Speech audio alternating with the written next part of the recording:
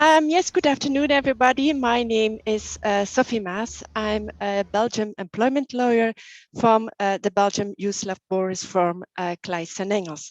So also on behalf of Claeys Engels and my colleagues who I will introduce in a minute, a very warm welcome to this webinar about working from home, but from abroad. Working from home, I guess after more than 1 year, we all very used about working from home. And I also assume that we are all looking forward to going back at some point in the near future to our offices.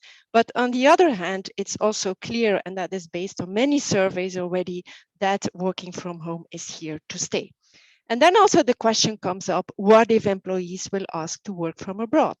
And especially now with the holiday period coming up, that might be a question that you might get sooner than later. So that is why we thought it would be very useful to share some thoughts about this with you together with our international experts. And that is what we're going to do in the next hour.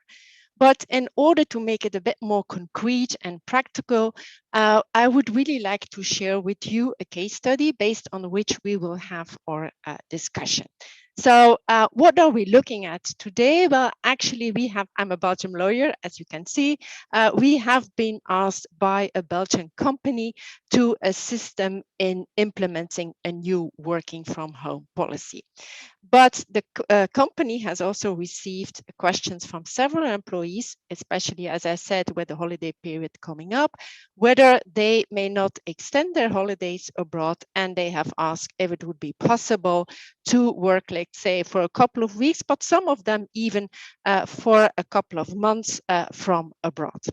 That is one type of questions that we have got. But then on the other hand, there are also some other employees, because the company also has some cross-border workers, namely employees who do not work in who do not live in Belgium, who live, for example, in France or wherever in another country, but who are based in Belgium. Well, actually, as they have seen now that working from home works very well, while they have asked whether in a more structural point of view, a structural way, it would not be possible if they would partially work from their home. So in a cross-border way, let's say 2 or 3 days per week.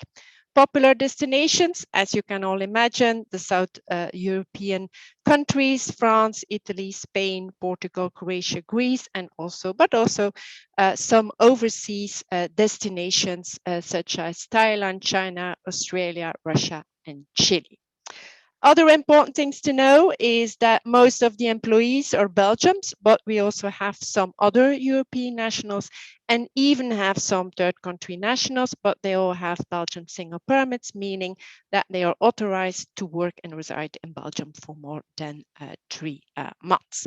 And they all have Belgian employment contracts, meaning that their employment contract is governed by Belgian law. So the big question is, what does the company need to think about? Well, first of all, some more generic key considerations you find here in the next slide is because what we have tried to do is to gather some general points like a checklist that you can use for any kind of combination of cross-border work, that you can then just tick the boxes whether you have checked all the points. So important things to take into consideration are, first of all, what is the law applicable to the employment contract? Most of the time it will be the laws of the home country, but then the question comes up, how are there any considerations that we must be taken into account from a home country perspective?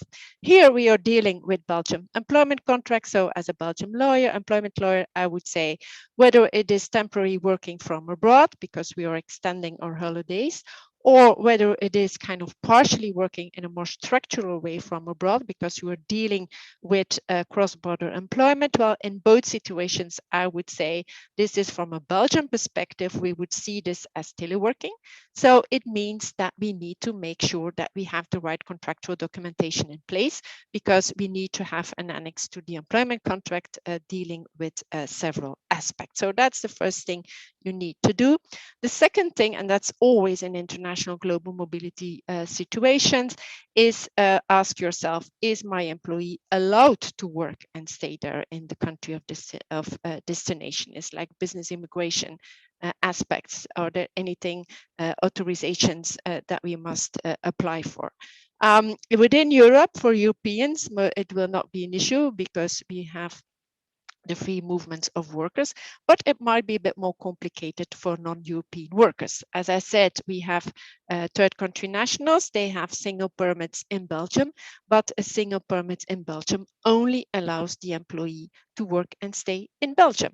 Whether the third country national will be allowed to also work in the other country, that is something we will need to check according to the laws of the host country. And the same applies if we will send out our employees, even Europeans, to other overseas countries. We will always need to check if as an employer we need to apply for any kind of work permits.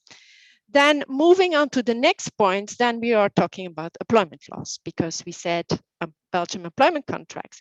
But the question then comes up, if my employee will work there for a certain period in another country, do we need to respect some kind of mandatory local employment laws? And what about Social Security?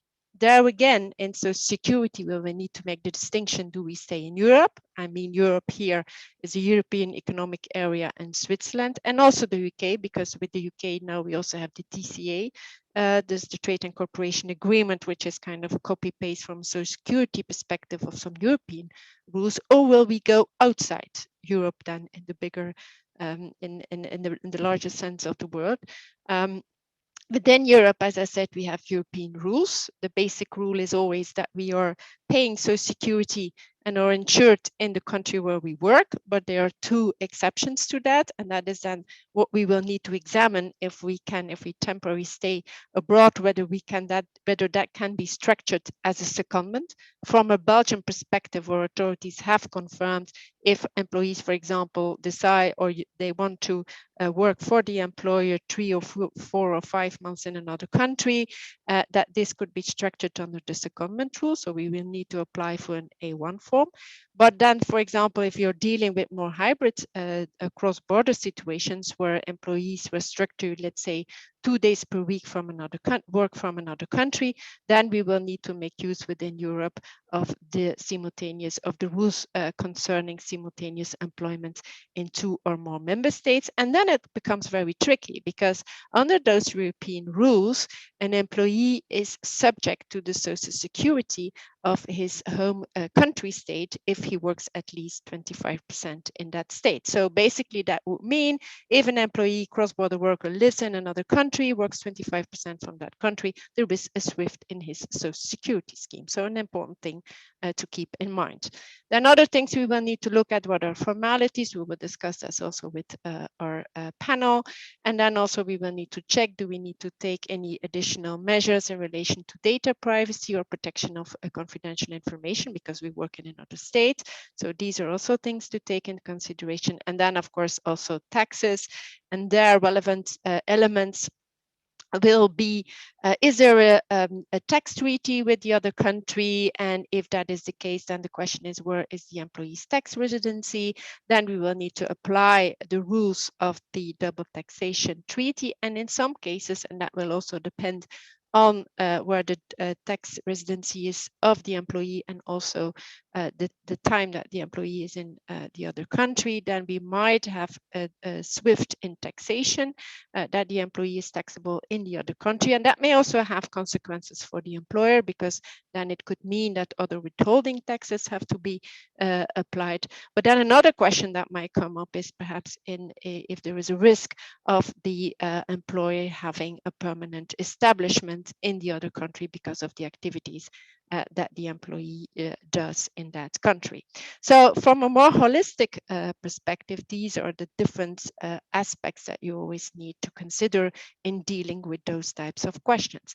But at the end of this list, the response will always be, you have to check this in the relevant country. And that is what we want to do here today.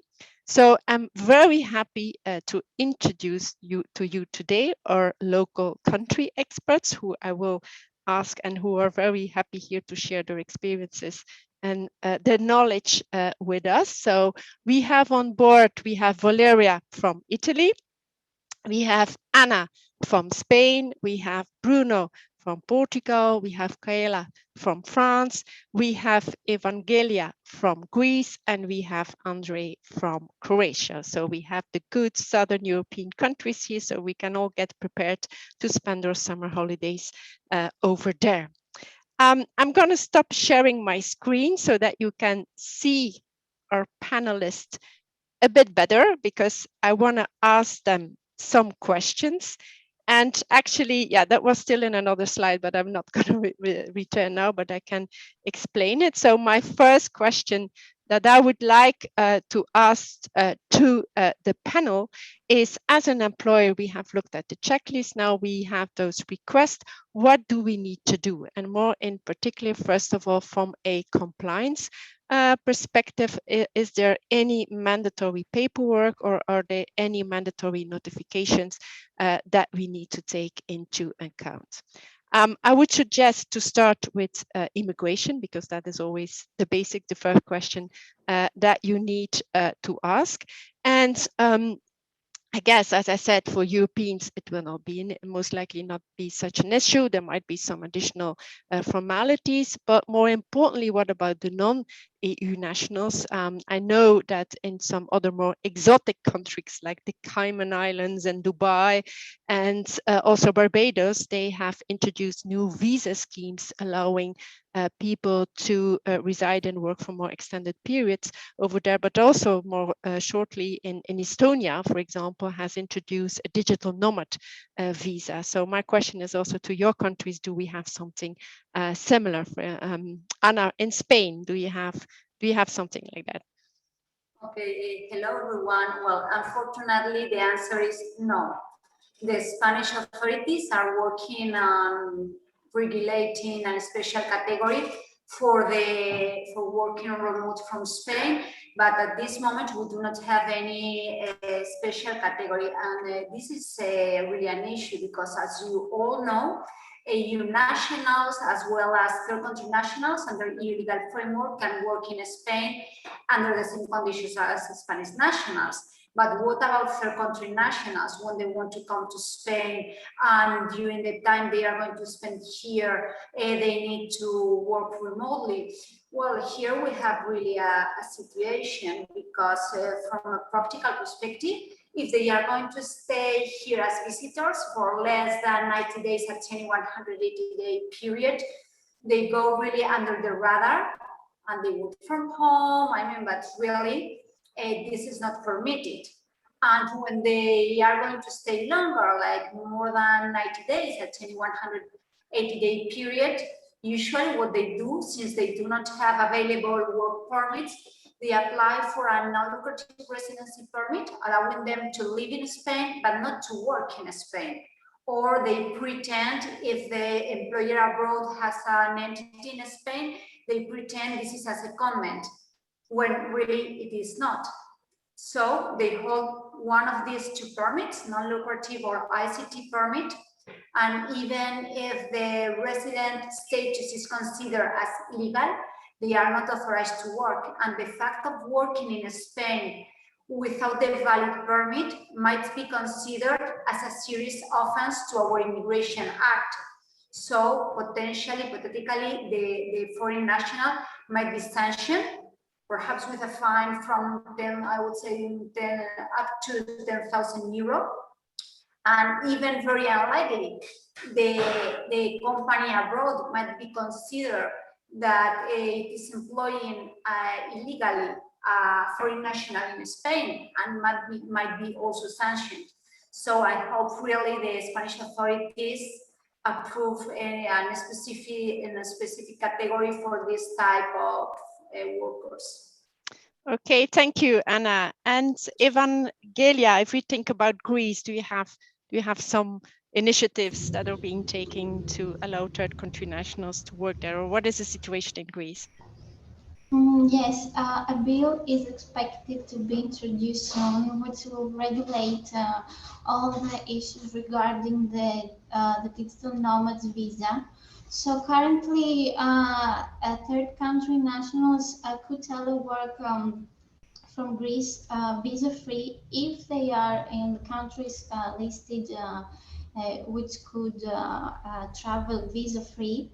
But only in a period of 90 days for 90 days in a period of 180 days.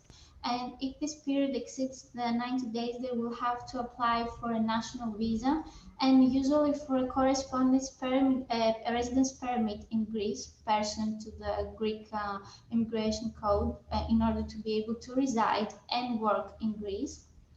On the other hand, third country nationals who can travel visa-free, they will have to apply for the Schengen visa, which is the type C visa for tourism and business purposes, and again only for 90 days in a 6-month period. Again, they will have to apply for a national visa and a residence permit in order to be able to stay in Greece.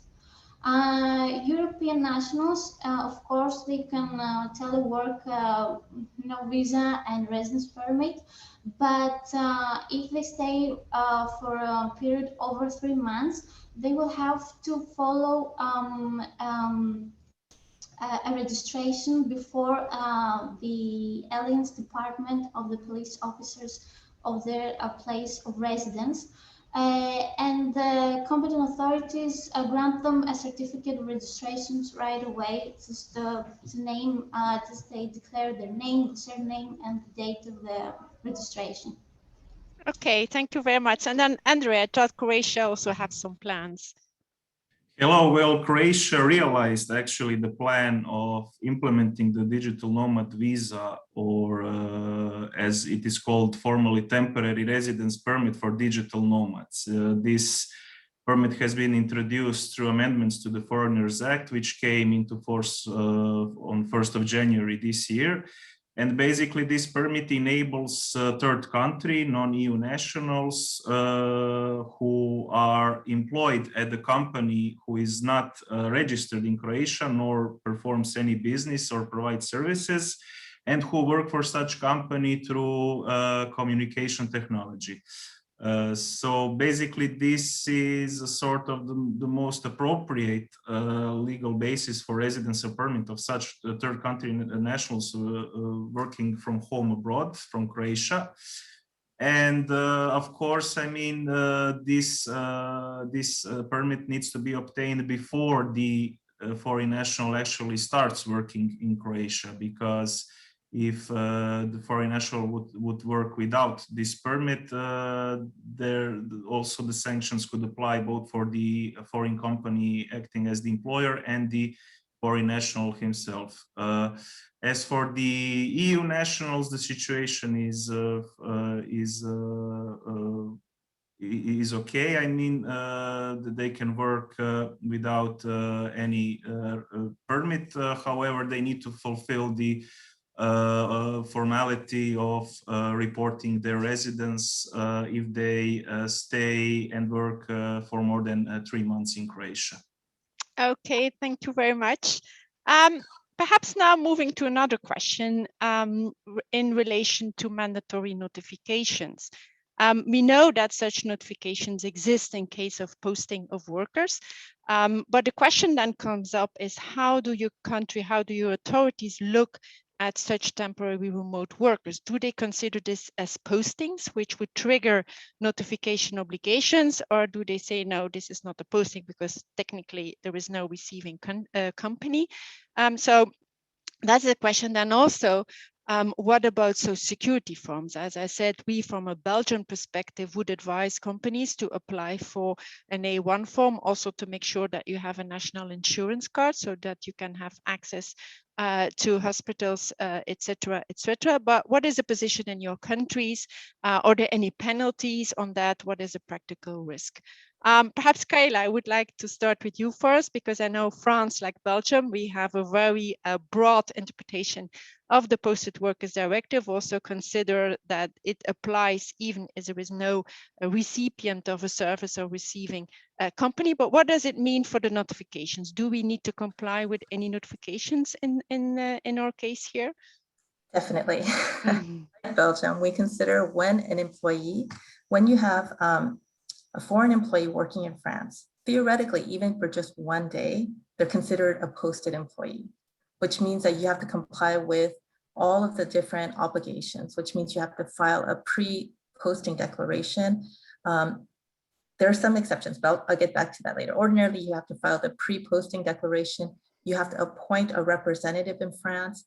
You have to have a certain number of posting or employment-related documents available at all times for the work inspector. And if these documents are not in French, you need to have a French translation of them.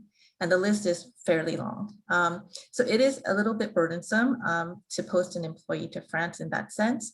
And these apply in general with certain exceptions, because if you send your employee, as the employer, you send the employee to France to work solely for your benefit on your behalf. There's no service contract whereby the employee will be working for a client, if the employee is not going to be working for another company within the group, then in that case, you don't have an obligation to make the declaration or file the declaration or to appoint a representative. But you still have the obligation to have all of the necessary documents in French. So it can be a bit burdensome. And I understand, from a very practical perspective, if you have an employee who's coming to France, they're coming with their family, they have 2 weeks of vacation, but their family wants to stay for 1 month. So they ask you, can I stay, an additional 2 months in France and work from France? And, your first instinct might be, we want to be generous, we want to say yes. But like in Belgium, we would recommend that you would still go through, follow through with the obligations, especially in terms of Social Security, because a workplace accident can happen at any time, and you don't want to be liable for these accidents. So whether it's an A1, if you have an employee in Europe, or if it's another type of certificate that you need pursuant to, let's say, a bilateral Social Security treaty or agreement, that's what we would recommend. That's the best practice, but we know that it's not always possible for different reasons. Okay, thank you. And then Valeria, what's the position in Italy? Hi, Sophie. I would say that the situation you describe in your case wouldn't be considered as a posting for Italian authorities. So Italian authorities wouldn't look at that as a posting. However, based on your comments and knowing that the employee in our case is coming from Belgium, and knowing that in Belgium you would consider that as a posting, I would seriously consider the fact that in Belgium the employer would treat it as a posting, and therefore they would do all the necessary notifications. They would probably ask for an A1 based on grounds of posting. And in that case, I would clearly recommend to comply with the consequent obligations. So as a matter of fact, the fact of treating the employee as a posted employee to Italy would trigger, in my opinion, the application of the directive. So in terms of, especially in core provisions applicable to the employee. You say that other employees were asking to, do something more structured. So stay a couple of days a week, I don't know, abroad and work abroad during a few weeks a day during the year or something like that. In that case, I would actually consider the possibility that you mentioned to go for an A1, not on base of posting, but based on simultaneous employment in several jurisdictions. So in that case, you would get the advantage of a coverage from a social security perspective, so you have no risk also in Italy from a social security perspective, but at the same time you are not triggering the application of the directive on posted workers. And therefore, in terms of applicable legislation core provision, that wouldn't apply, and probably Italy wouldn't be in any case the habitual place of work, and generally Italian legislation wouldn't apply. Depending on the situation, we can consider additional overriding provisions to apply. Okay, thank you very much. And what about the other countries? Perhaps very briefly, Portugal, Bruno. Hi, Sophie, and thank you for the invitation. I would say that in this situation, like in France, like in Italy, for example, this will not be considered as a posting situation, okay? And I would say that so no notifications would be required, notably, and asking for the A1 form. In any case, the main concerns may arise when the stay of the employee continues for a longer period, and we do not have any kind of definition or answer in the law concerning that time frame where the stay can be considered a long stay in Portugal. And in those situations, we would eventually recommend to secure and to have the A1 form, because accidents may happen in Portugal. And imagine that the employee needs to go to an hospital and to receive medical assistance, and you will not be covered with anything. So in those situations, we could consider to request the A1 form and other forms for employees to get secured and be covered here in Portugal. And I had a discussion in the other day with a colleague of mine here in the office, and she told me that concerning a particular situation of a client, that the Portuguese Social Security have asked, it was a Spanish national, and the Portuguese Social Security asked the company to have a A1 form to provide evidence that he was covered by the Social Security in Spain. So although this is not a posting situation, this is the most likely situation, and we are seeing that this, in case the Portuguese Social Security is inclusive asking for the A1 form. Okay, and then Anna, can we make the similar conclusion for Spain? Quite similar. From our perspective, this is not a posting because the worker is not being sent to Spain. Is coming to Spain for his main own interest. So it's not a company decision, but we still think, so no notification needed, the posting directive will not be applicable. However, from a social security perspective, the worker shall be either registered in the Spanish social security system, which is not going to happen, or to hold an A1. And in this case, I think it is very interesting, the posting working directive guide about the section 2.4, where it makes the difference between business trips and posting. And it makes very clear that a person on a business trip is not a posted worker, but that still social security regulations will apply, and the A1 must be obtained even for a one-day business trip. So this would be our conclusion in this case. Okay, and then for Andre and Evangelia, do you have similar comments, or do you have something different in your jurisdictions which is interesting for us to share with the audience? For Greece, again, it is not regarded as a posting of employees, since there is no undertaking here that 2 weeks employees will be posted. So the notifications before the competent authorities, such as the Labor Inspectorate, are not obligatory. From a social security aspect, according to the Ministry of Labor and Social Securities, the A1 form is not required to be submitted by the employee and the employer due to the short period of stay for a couple of weeks or a couple of months. Teleworkers will spend in Greece. The European health card could be sufficient if he stays for a longer period of time. A registration via the S1 document may be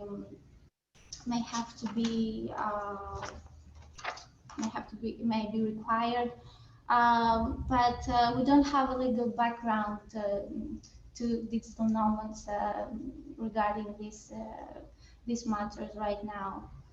So we would suggest these things. Okay, thank you. And then Andrea.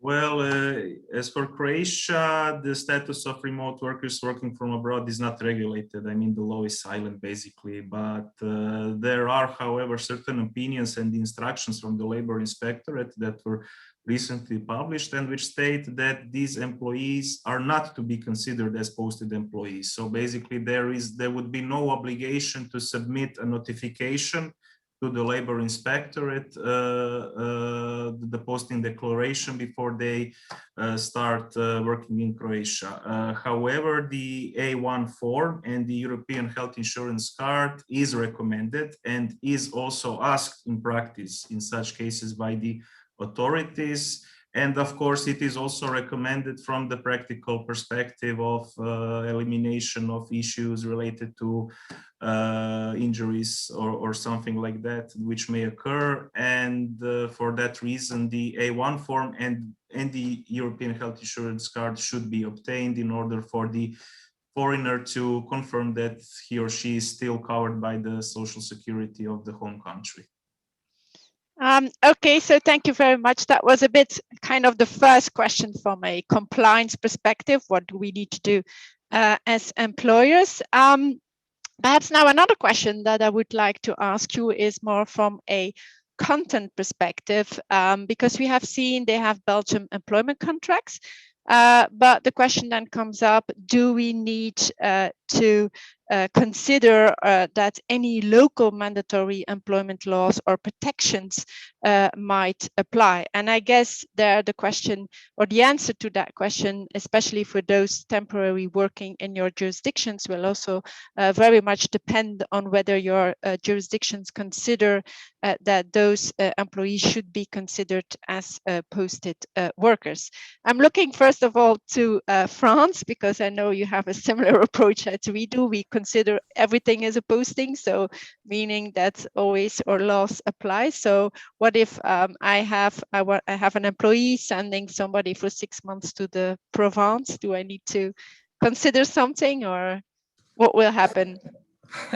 So if you post an employee to France, you have to comply with what we call the hardcore of French employment law. And it includes things like individual and collective freedoms in the employment relationships, the right to strike, protections against discrimination and professional inequality, particularly between women and men, maternity protection, maternity and paternity leave, et cetera, et cetera. There are 9 specific subjects, but I won't go into all of them. The subjects that are very important for employers are working time, compensatory rest, public holidays, and paid annual leave. So you'll need to apply French laws on these subjects. And especially with working time, that it's a serious consideration, because in France, the standard work week is 35 hours. If an employee works more than 35 hours in a week, it triggers overtime. And in France, there's also a cap on how much overtime you can work in a year. If you exceed that cap, in addition to overtime pay, you will owe them paid time off. So if your employee is working in France for a year or more, this can really add up. And there are also, of course, other types of working arrangements that you can put in place, or working time arrangements you can put in place to reduce your financial burden, but it's something to really be considered. And then also there's remuneration. So with all of these hardcore subjects of employment law, the employer needs to treat the posted employee equally with employees in France in the same sector or industry, and subject to the same industrial or sector level collective bargaining agreement. So it's not just statute that applies, but industry and national level collective bargaining agreements that apply. So in a lot of collective bargaining agreements, there are minimum remuneration requirements, but now, as of July last year, It's not just the minimum you have to comply with, you have to comply with the norm in the company or in the industry. So there's, these are some serious considerations when you're thinking about posting an employee in France. But the benefit of considering an employee, a posted employee, as opposed to just an employee who works from time to time in France, is that when they're posted, the French employment law applicable to the employee is limited to these 9 subjects. And it excludes dismissal or contract termination rules.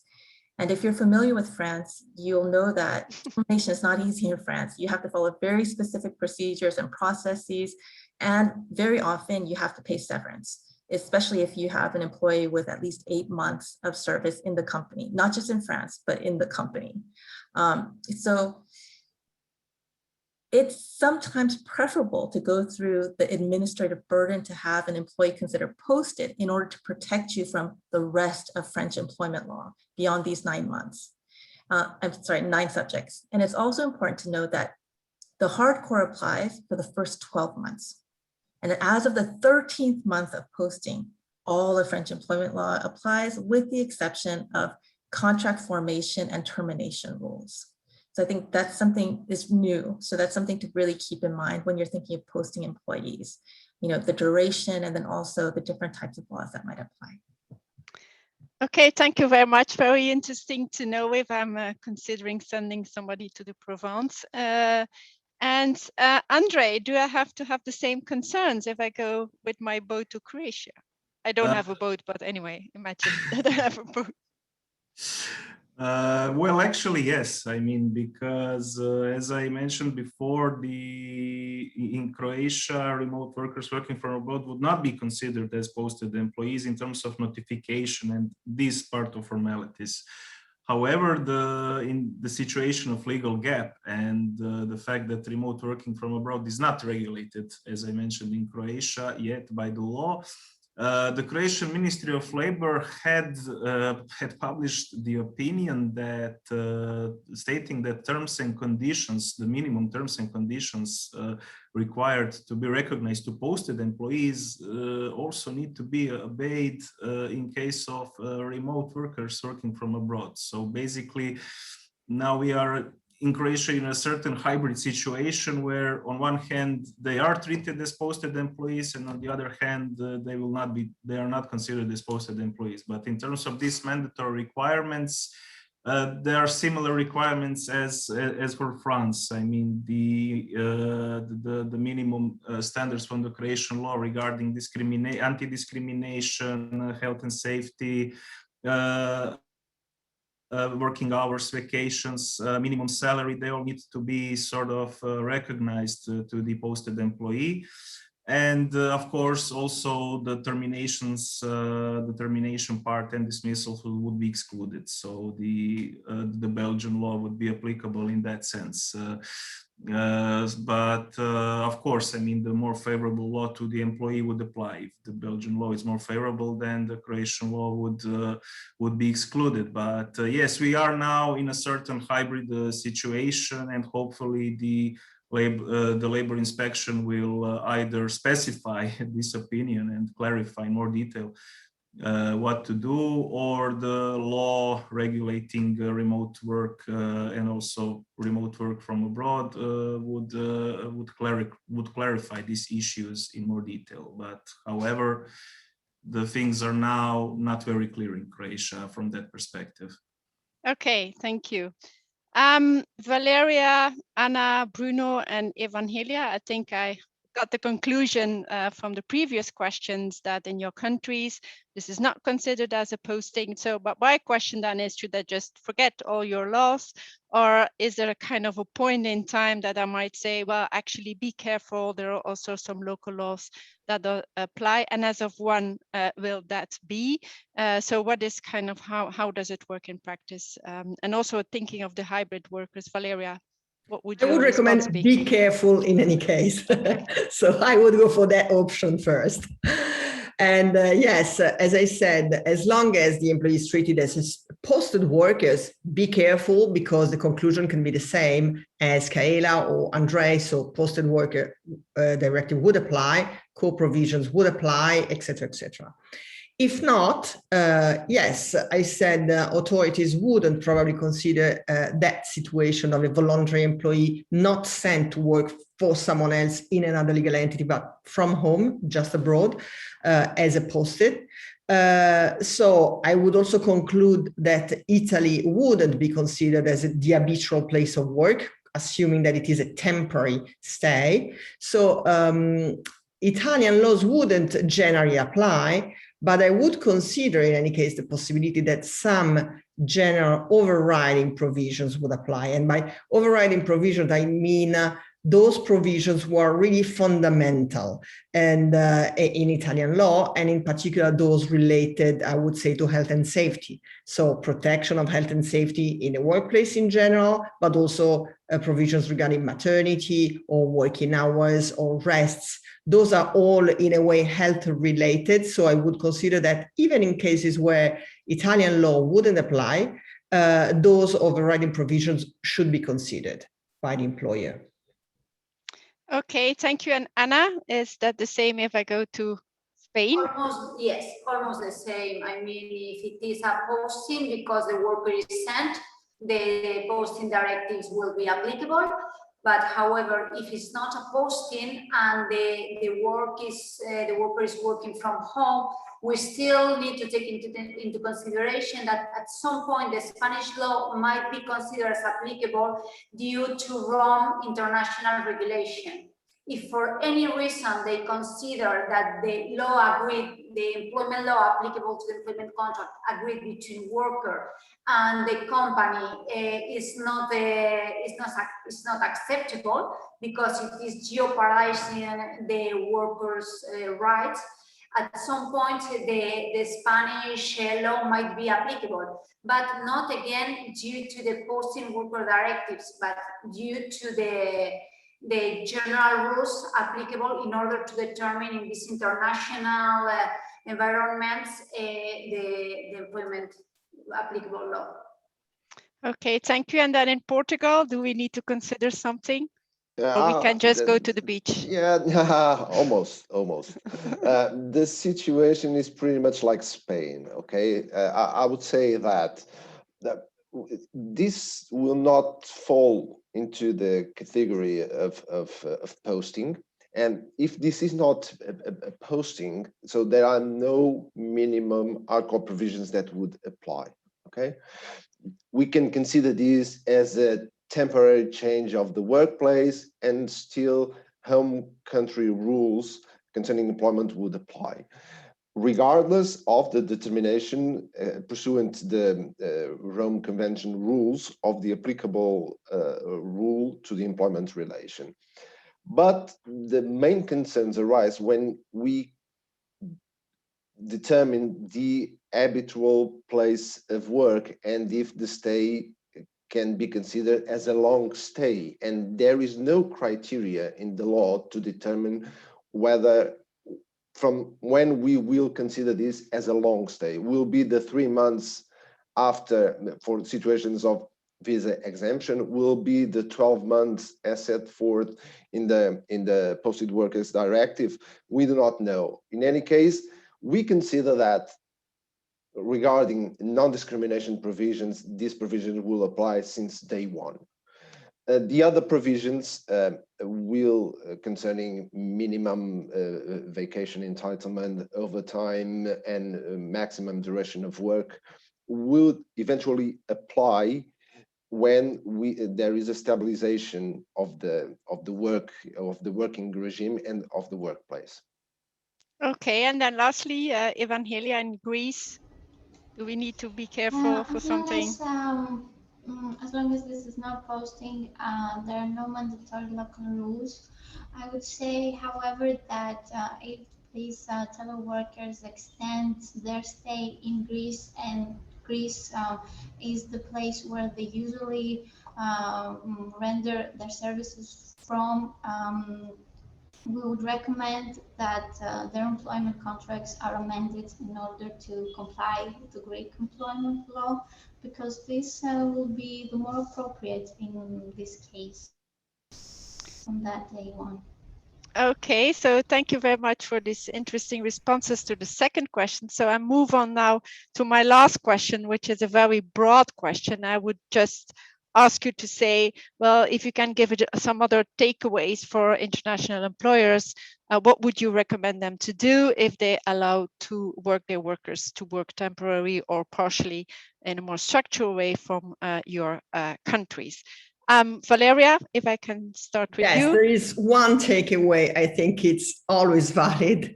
That is, always look at the individual case, because here we are trying to discuss some situations and cases, but the point is that in global mobility, there are many factors that need to be taken into account. So always look at the individual case in terms of length, but also in terms of specific information like where the employee pays taxes, where he is or she is resident, because as you mentioned in the beginning, the fact of moving abroad and working even for a while, not for long, but in a place that is actually the place of residence may switch social security obligation and move your obligation in terms of social security to another country. So there are many factors that you need to take into account. Of course, immigration, we mentioned, social security, taxes, and also make sure that you have always under control the duration of the stay, because again, a longer duration may trigger obligations also for the employer in terms of a corporate tax. You don't want to run a risk to establish a permanent establishment in another country without being aware. So this is my core recommendation in approaching global mobility cases. Okay, thank you very much. And then Anna in Spain. Well, absolutely agree with Valeria. The strategy must be determined on a case-by-case basis, always. As we will advise always to make the difference and to make sure if we are facing a posting or working remotely, and in order to make the difference, it's not about the length, but about the voluntarity of this international movement. I mean, if this is the interest of the company or of the worker, we think this is very important. And to approach the strategy again through including a holistic approach. I mean, from tax, social security, employment, and an immigration perspective, and always take into consideration that the infractions and sanctions are not only for employee, but also can be for the company, even if it doesn't have an entity in the country where the employee is working from. Okay, That's thank you. And easy. Thank you very much. And Bruno for Portugal. Yeah, I agree with both Valeria and Anna. I would just stress the following. To have well-drafted clauses and policies, and to seek advice in local jurisdictions where employees are working or intend to work. So the employer should be secure and to have the necessary knowledge and advice to reduce eventual financial exposures and other burdens. That would be my core recommendation. Okay, thank you. Kayla in France, for France. I haven't spoken much about structural telework. If, let's say, you have an employee who wants to work regularly in France for 1 or 2 or 3 days, the same rules that everyone else has cited apply with relation to Social Security. You have to look at, if the employee spends 25% of their time in one country or another, et cetera, to determine which Social Security will apply. But in terms of employment law, what I think I would really stress is that the parties indicate and agree in writing which law will apply for the period of work carried out in France.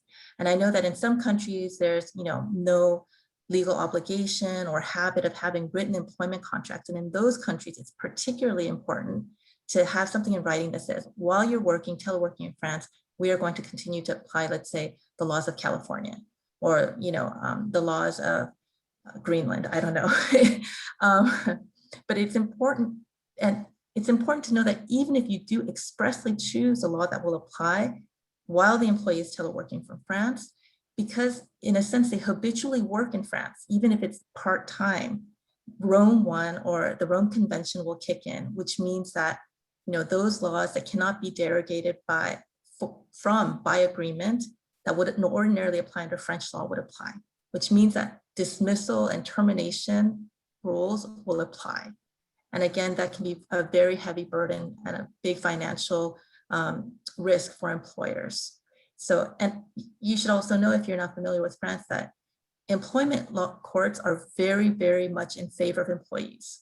So if your foreign employee who works regularly in France brings suit before an employment court in France, there's a serious possibility that they will just say all of French law will apply. We don't care about Rome 1, we don't care about, whatever. We're just going to apply French law. So it's something to consider. So at the very least, have something in writing saying that this is the law that will apply. And then for temporary telework from France, in general, again, best practice, have things in writing as much as you can. If you have a policy, ensure that your policy addresses these issues, teleworking from abroad temporarily, but to also have in writing, very specific periods saying you will work in France temporarily from, the 1st of July to the 31st of July. And that'll give you a lot more flexibility in calling them back and saying, hey, if you stay there, we will take disciplinary action pursuant to the law applicable to the employment contract. Okay, thank you, Keller. Very useful. Andre, for Croatia, from a Croatian point of view, also any tips that you would like to share with us?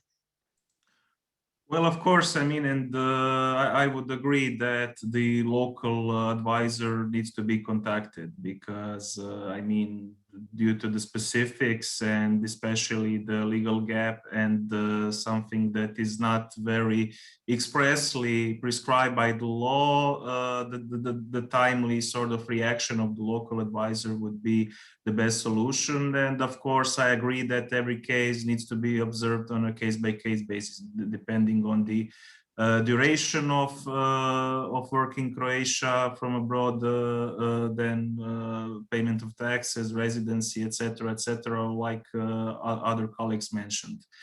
And also, of course, considering that now we are in this specific situation in Croatia where they are posted workers, but they're also not posted workers from the notification perspective, to definitely obtain a list of minimum requirements in terms of conditions for posted employees from the guaranteed by the Croatian law in order to make sure that those are complied with. Of course, until the legislator does its part of work and defines this more clear, the entire aspect than it currently is. Okay, thank you. And then Evangelia for Greece, what are your concluding tips? Yes, with regards to the structural hybrid cross-border work, our answers on the mandatory employment rules will not change unless it's continued on a permanent basis. So the duration is a very important factor because this could also result in tax responsibilities for both the employees and the employers, because as you, Sophie, already mentioned, for employers, it could also result in a permanent establishment risk. And employees, for example, in Greece, when they stay for more than 193 days, they are regarded as tax residents, meaning that they could be taxed here and they could apply for a tax identification number. So tracking and all these things mentioned in the policy of the company are very important. Okay, so thank you very much. I'm gonna try to share my screen again for a concluding slide where I have to skip. Where do you see my? Somehow, yes. Okay, that were the 3 questions that I was due to show you in advance, but I was a bit too quick with showing our participants. But after having the discussion, I would like to end with the following slide, if my screen allows me to move. Yes, so as a kind of, because I started with some generic checklist, so I would like to end also with a generic conclusion, which is actually on the one hand, you have to, and that's always the case with global mobility, you always have to look at all individual elements of the case, but then on the other hand, as a company, it is also important to have a policy in place and also to think about all those aspects when employees start asking to work from home, so that you have all your answers ready. And some key points that you might consider to include in that policy are, first of all, what are the countries we will allow? Will we limit it only to the EU, or will we also allow people to work from overseas? And that might be important for example, immigration aspects, but also from other aspects. Think about availability, we have time differences, etc., etc. Then a second thing, as you have heard from a panel, very important is duration. Duration is crucial here because duration has an impact, can have an impact on immigration aspects if we deal with with third country nationals, but can also be in the other way if we go working overseas. It's also important for taxes. It's crucial. It might be important also for social security and also for applicable laws. So duration is crucial. Have a policy around it. How long will we allow it on the one hand, and then on the other hand also how will we track it? Other things you might think of is what will be our procedures that we will put in place, because we have to be sure to have the right contractual documentation in place. As Carla mentioned, important to have things documented, so start thinking about it. So make sure that you have your templates, make sure that the appropriate people deal with the requests. Other points you might think of, if there are additional formalities, we need to check according to local law, but have something in place that this is included in your procedures. We did not discuss this, but also, of course, you transfer, if people are working from abroad, they are dealing with confidential information or personal information. Are we okay with that? Do we need to remind it also to your employees that they need to be careful about that? Another aspect that I would also recommend to include in your policies or in individual documentation is a possibility to call back your employees if something is an emergency or something important that they have to be there. But then, of course, also we are talking about costs, who will pay for travel costs, so that all those things are being considered in advance. Other aspects might be what are impacts? How will we deal with impacts on benefits and salary? Obviously, that will be the case if we have a change of social security and taxes, that may have an impact as well, but may also be other things. For example, hospitalization insurance, very often they additional, I mean, not the legal one, but the additional ones by insurance companies, often it's limited to in the home country itself. It does not cover if you go abroad. So that is also something you might think of. And then it's a bit like the last one. You might also think, do we need to have additional insurance, like for work accidents, or we covered hospitalization insurance, etc. So that is a kind of the key points that we would recommend that you start thinking about it, develop a policy in order to deal with all those requests in a consistent way. And then you have seen, or we wanted to have a discussion.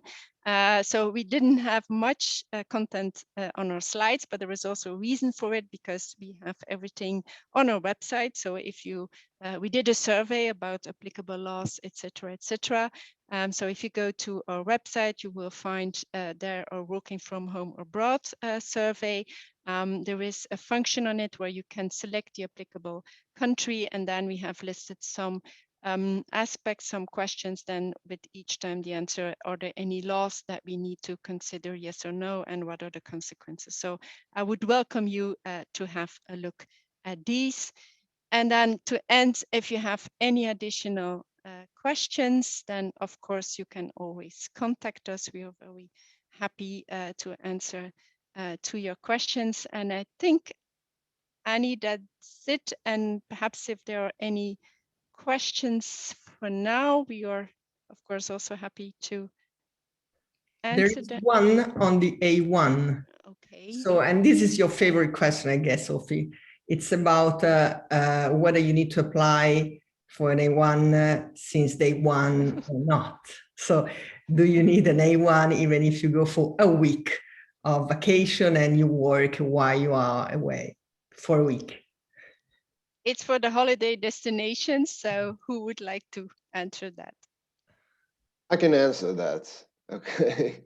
No, that will not be required. So it's an A1. It's just 1 week. No one will see that you are working in practical terms. So you are here on vacation. You are not here working. So you will not be required to have a A1. Same So for I other have a hybrid answer. I think this is valid for many countries, by the way. So, as Bruno says, as long as you're not visible because you look on holidays, then you don't need an A1. But actually, in many countries, you would learn that A1 is theoretically requested from day one. So even if you go to another country and you work, but you work for short, even a few days, you may be required to provide an A1. So it depends, I think, on the country. So in Italy, my answer would be very similar to Bruno's one, meaning that if you stay for a week and you work from your home, as a matter of fact, to be very pragmatic, I wouldn't necessarily request an A1, but it also depends on what you're doing. So if you're working in exhibitions, if you're working with other people, etc., that may be more delicate and can be requested. Okay, also have a look at the clock. I see it's now 4 o'clock. So I am thank you very much for all of your attention. Also a very big thank you to our panel. I hope you found it interesting, and I wish you a very lovely and sunny afternoon. And Annie, perhaps back to you. Thank you. Yes, thank you, Sophie, and the whole panel. Can you just please go to the next slide so that I will show the attendees where they can go for more information about the webinars and podcasts. So if you're interested in listening and hearing, attending more of our sessions, there's a site you can go to check also the recordings that we keep along with the slides. Also for today, you'll have the recording and the slides here. They're available for download. Yeah, so on that, we're done here, and I thank you all for joining. Also the panel, great job. See you next time. Thank you all.